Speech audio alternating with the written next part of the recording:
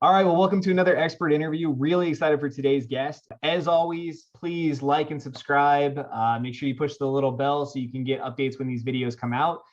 Let's jump straight into it. Tell everyone who you are and what you do. All right. First and foremost, thank you. Thank you, Devin, for having me for this interview. We've done some awesome ones, so I'm very excited for today. My name is Sydonie Neysmith, and my company is Black Swan Consulting, Inc., which is a management consulting firm that focuses on women-owned, minority-owned, and veteran-owned businesses by assisting them with strategic planning, financial forecasting, and government contracting. Love it. I love what you do. I love your passion. Thanks for making time. I know you've been busy and doing some traveling. So let's talk trends. What's trending in your industry or the conversations you're having with clients? Conversation I'm having with clients or in my industry in general is about diversity, equity, and inclusion. So that's where a lot of government contracting and government certifications come into play. And really, it's from an angle from my clients of becoming certified so that they can do business with those corporations and do business with the government. So the government could check their boxes and the corporations could check their boxes because they're doing business with a diverse business, a diverse small business, a minority owned, a veteran owned, a woman owned business. That's what's trending now in my industry. I love it. Well, let's jump straight into that because I think having you on is really beneficial because it's a unique topic. I think it's something that when you say government contracts, I'm not sure people understand what that looks like. So can you just give us maybe a few examples of industries you're working in and what those contracts might look like? Sure. So when we talk about government contract, it could be state, it could be city, it could be county, it could be federal. So all of these different agencies and different government pockets, they have their own budgets. So the goal is to just to help my client to figure out whether or not they want to do business from a local level, from a state level, or ultimately from a federal level. And again, all of them, they have different budgets, different requirements, and that's where the certification becomes beneficial, especially when you're dealing with government and you're bidding against people for contracts. I love that. Is going after government contracts, is that something people can do on their own? Or I mean, it sounds like this is an area they need help. It's an area they need help because a lot of times small businesses, you don't have time. That's just what it boils down to. It's a lot of paperwork, and the biggest part is intimidating. So my goal is to take them on the journey to see what makes sense for them first. Find out where they are in business, because if you don't have a certain level of experience, it may not make sense that you go directly off after the contract. You actually partner with someone that has the experience and you go with them, or you become a subcontractor, which is many people, many businesses. They become successful and they earn a great living by just becoming subcontractors, where they don't have to worry about doing the work of reporting and all the compliance that's involved, because like I said, it can be intimidating. So yes, you might need help. I love that. Well, I had to ask because, yeah, it seems I'm intimidated, right? Like I know there's a lot of red tape. I know I've worked through even getting some funding through some of the government programs, and even that, there's a lot of hoops to jump through. Yeah, because, if you really think about it, government wants to make sure that they have, accountability. They can say, this company was qualified to get this contract because of X, Y, and Z. So they have their parameters. The goal is just to learn them and to be able to strategize and strategically place your company in the right place that's optimal for you and your business.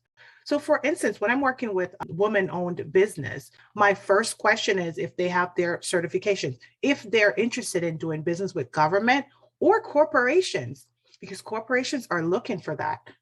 They always have been, but now more than ever. When we talk about diversity, we're talking about diversity in business, small business. They want to be diverse, that they're not doing business with only the big companies, the larger companies. Diversity in women-owned businesses, making sure that they're allocating certain funding to their women-owned businesses. And the list goes on, minority-owned businesses. Now the categories exist in Black-owned businesses. There's a lot going on with that right now, especially like Amazon just has put out an accelerator just to help Black-owned businesses to sell on their platform. There's so many things, but they need you to be certified. They want to be able to say, yes, they have gone through the proper channels, and this business is paying their taxes. Because to get your certification, you have to go through a process, and it's intimidating. And that's why a lot of people don't bother with it, right? So my goal is to help them through that process. I love that. So it seems like that's a great entry point, is if you are a minority-owned business, veteran-owned, women-owned, then and you're not certified and you're looking for more opportunity, that's probably a great entry point to have a conversation with you is, hey, what do I need? Like what certifications exist? I know we're talking to one client right now, it's a woman-owned business, and same thing. They're looking at like, well, how do I actually get the boxes checked so that I'm a certified woman-owned business? And I was reading through the stuff and I was like, oh my goodness, there's a lot of boxes to check here. Yes. Well, luckily, women-owned is one of the easiest ones because, you just have to prove that you own 51% of the business. And not only that you're operating, that's your main thing. So that's the thing. You are managing the daily functions and you are operating with the business, and that's your main business, even if you have others. So you'll get that certified. What happens is in the government, they have what they call certified set-asides or sole sourcing. Those are two things that we could get into individually, but the gist of it is set aside. That means we are setting aside this fund or this amount of funding, or we're forecasting to do X amount of business with a woman-owned business. This contract is solely for a woman-owned business. Now, the only way you'll get that contract is if you're certified women-owned. There are other categories too, and subcategories. So for instance, there is the SBA's WOSB, woman-owned small business, but there's another one that's called economically disadvantaged woman-owned small business that kind of trumps the woman-owned business, meaning that you'll get a better preference because not only you're a woman-owned business, you're economically disadvantaged. Now, in order to prove that, you're going to have to show some financials. It just means that you're not a millionaire, or you don't make over a certain amount of money. You don't have assets lying around someplace, because they know that they're setting aside these contracts for this category. And they want people that can do the work, but they've been disadvantaged for whatever reason, because the bigger companies or whatever, they always go in, they bid, they put together these lovely proposals because they have the team. So they want it to be fair. And that's why you have all these categories. That's so awesome. Such good information. When you are working with a client, what are some hurdles that you see them facing? Are there things that they need to clean up before they go through the process? Or, what common challenges do you see? I think the most common one is, this might sound like it's common knowledge, but is not registering their business within the city that they live or the city that they're operating their business, even if they're a home-based business. Those kind of things that you need in the paperwork, regardless of what you're operating your business. So if you're operating the business in the city of Reno, you will need a business license from the city of Reno. So it's called business license or business tax receipt. Some places call it, and in the past, it would be an occupational license, but it's the same thing. That's one of the most common that I've seen, and that really, so you'll have it on maybe like the county side or for the state, because you had to register your business, but you miss it where it comes to the city. That's one big one that it's very common. Okay, so making sure all your paperwork's correct. Yeah. And I know that depending on the industry, like sometimes, having that city license, I can see why people wouldn't do it, but I can see why here you would want to, you have to check the box, right? Yes. So these certifications, they come with a list, a checklist, and it's serious, right? So they want to make sure that you're in business, you're a legitimate business, but they're not really watching your revenues, if you're profitable or not. They want to help you. That's why these certifications matter.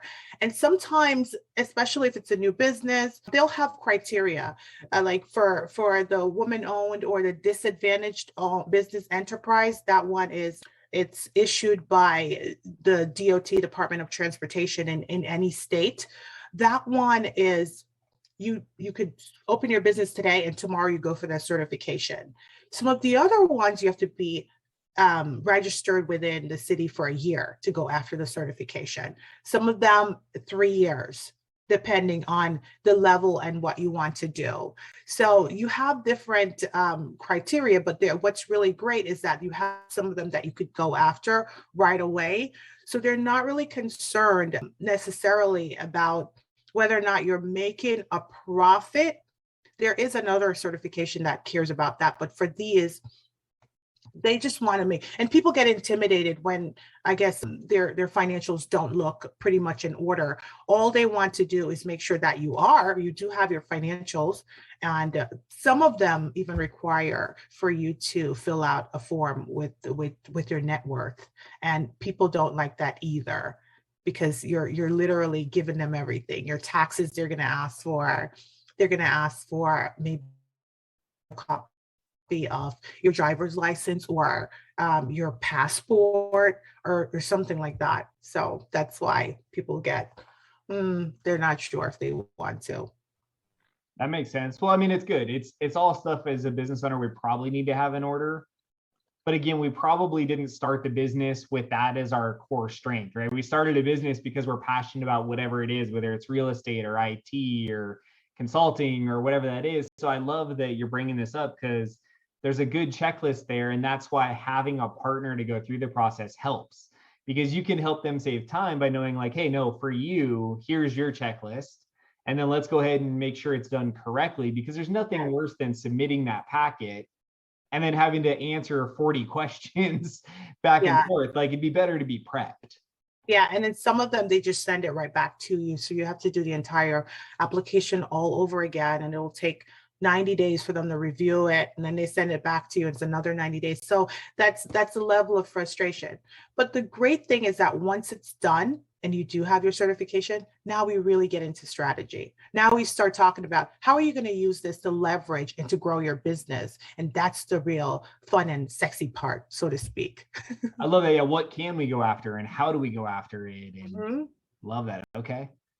So I know you do a lot in the financial space. We talked about kind of some of the numbers and forecasting and stuff you're doing. So when it comes to business finances, what are some common challenges you see, or maybe places where like a business that wants to scale might be missing opportunity? Or let's just talk money for a little bit. What's finances? What are you seeing? What challenges do you experience there? Sure. So being that my background is in forecasting and budgeting and all that, I'm mostly like in tune to the P&L. Like what's going on? Are we making a profit? What's your gross profit? And then ultimately, what's your net profit? What I do see outside of that being the biggest problem right now, because I deal with mostly small businesses, is cash flow, to be honest. Right. And you'll see it'll lead in, the P&L will lead in right to that. But cash flow is the biggest thing, and maintaining and managing their cash. And the big reason is forecasting. They're lacking the ability to forecast or the time. So you have an accountant and you get your financials every month, and you can see how you do every month on paper, but you're not really forecasting for the months that are coming and doing your projections. So that would be a major reason why you are not in front of your numbers and you're not sure what's going to happen. And guess what? If you're looking for a loan, if you're looking for funding anywhere, even some grants, they're going to ask you, what are you going to do with this money? You know, what does your business look like in the next year or two? And unfortunately, not a lot, especially in this time, are able to really, people that are not forecasting are not able to really do that or say where they are. And that's a major problem that I see. I love that feedback because I see that a lot with clients as well, where we're living in the moment, right? We're maybe not necessarily in survival mode, but we're definitely in that like money's coming in, money's going Right. out, it's just kind of flowing. But I love to have the conversation because if we're talking about either increasing personal income from the business or increasing the gross to net or looking at margins, like all of those things, we have to have a really clear understanding of today, right? Like, what are our clients currently paying us? Are we in a transactional business? Are we in a long-term contract business? How much labor are we actually putting in? What are the true margins? What other costs are we spending money on we shouldn't? And then, yeah, looking forward, right? How does the impact of this contract today impact tomorrow? That is such good feedback because I think that, again, we probably didn't get in business fully understanding business finances. We got into business, again, understanding our product. So this is an activity where if you're listening to this and you run a small business and you're sitting there going, look, I know I'm profitable and I talked to my CPA during tax season, like you probably are due for sitting down and talking strategy when it comes to your financials, right? Because you need to understand where you're going. And then when a circumstance like COVID hits or something that's outside the norm, it's much easier to react when you have a clear understanding of your cash flow. Yeah.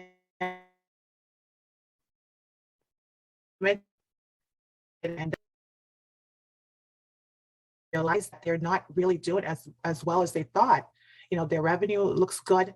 I know that there are a lot of companies that they talk about their revenue, their top line, but what about your bottom line? COVID really taught us that we really need to be in front of our numbers and from a strategic standpoint. And that's where the forecasting and projections come in. That's your strategy.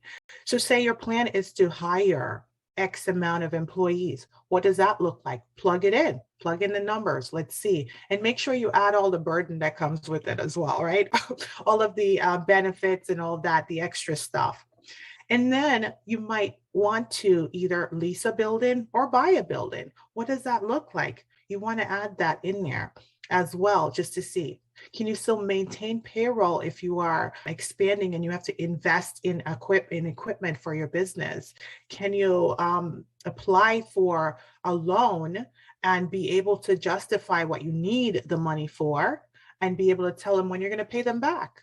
So all of this is like super important. And a lot of people were at a disadvantage. A lot of businesses were at a disadvantage, especially when it came to applying for like the PPP loans around, COVID with the SBA, because they were not able to really quantify correctly and to justify their payroll, something as simple as that, because they were not ahead of it. They were not in front of it. So finances, it goes in so many different directions that you could think of. And that's why you should at least have a knowledge about, okay, what am I bringing in? What are my revenues? What does it cost me to sell this product or to provide this service? And ultimately, what are the expenses that are ongoing that's related to my business? Can I cut cost? Can I reduce some of my expenses? So these are the things that we talk about as a client and myself to really strategize to say, can we hold off on this new hire? I mean, your goal was to get to X margin by the second half or by the first half. So, all right, maybe we're not there yet. So can we push out some of the expenses or some of the whatever we're going to invest in for a little bit? And it's just a strategy to do that. You're still on target to grow. It's just slower. A lot of times when you deal with other contracts or so, you might not, timing is always a factor. You might not, you think you're going to start with a client, if it's not even just a contract, with a client currently in this month. And the client decides that, hey, you know what? Let's move it out 2 months. Maybe you managed it. Maybe you budgeted for that, and it just didn't happen. But what it does for you when you do your forecast, you could always go back and measure to see what caused your, why you're fluctuating, why you have a variance, and be able to explain that That's the value, to be able to explain behind the numbers, the reason behind it, to tell the story behind your numbers, because they're always going to be different from someone else's. Long answer, but I love that. But no, but that's the point. And I love to tell your story part, right? I think that often if you're talking to an investor or you're talking to the bank, you have to sell yourself, right? And if you're putting together a business plan or projections or financials, all you're doing is telling a story. And your story is unique to you. And sometimes the story is not perfect, and that's okay. Again, to your point, as long as you can say, hey, clearly I dipped here and here's why, right? I overestimated this contract closed late. You'll see it put me back $6,000 in cash flow, but we've made that back up and here's what we're doing. And all of a sudden the bank's like, okay. Okay, exactly. But if you sit there and go, I don't know why we had a bad month. The bank investor is going to look and be like, well, I don't trust you with the money you're asking for. Yeah. And understand, again, it's your numbers, right? So it's best for you to understand them. You don't have to be your own accountant. You don't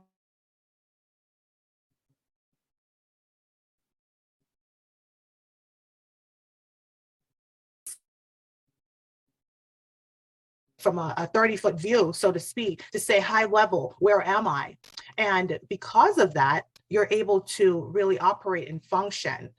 So for instance, I had one client that we were going through, just talking about forecasting and projection. And she was saying that her accountant sent over her numbers for the month.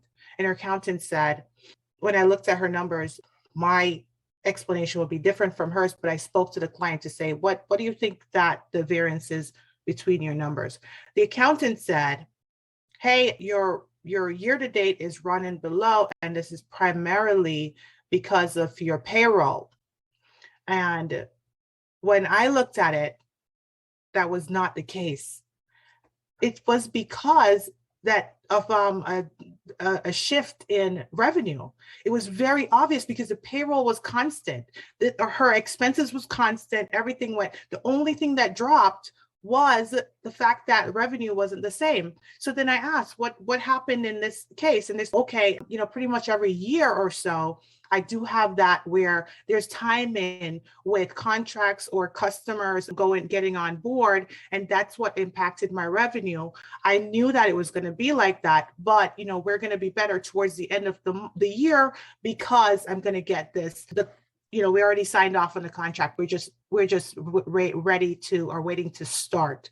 So that's a perfect example of knowing your numbers and not just listening to, hey, this is what happened. Because on the surface, that's what it looked like, because maybe the accountant just looked at the current month because the month triggered the entire year to date. So looking at your trends, that's so important. That's critical. And if it's something that happens for every year, you budget that way.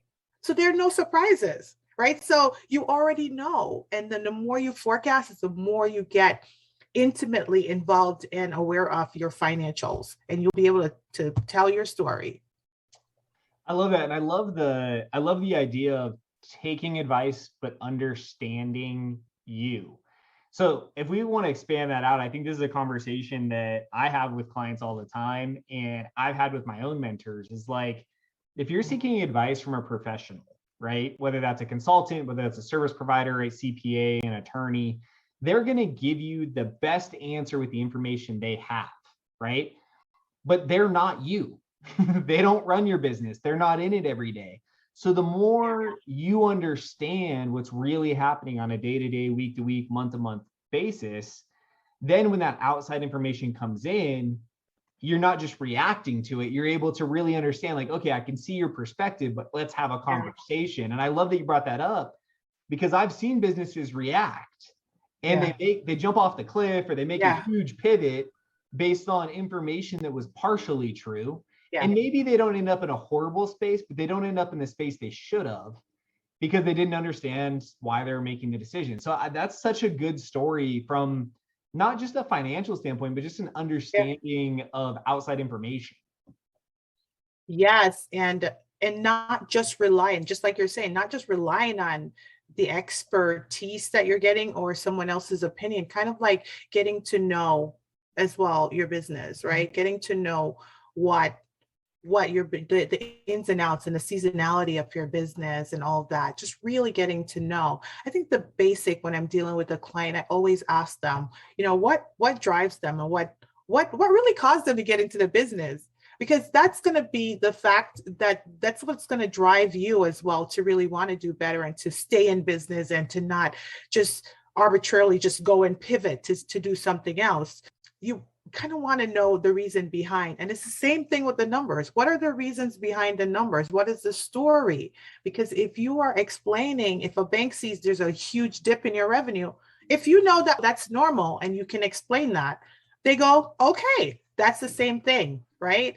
So it just goes, hey, why are you doing this? How well do you know what's going on with your business? That's all a factor that plays in just the success in your growth. Love it. So last question before we move into the final two.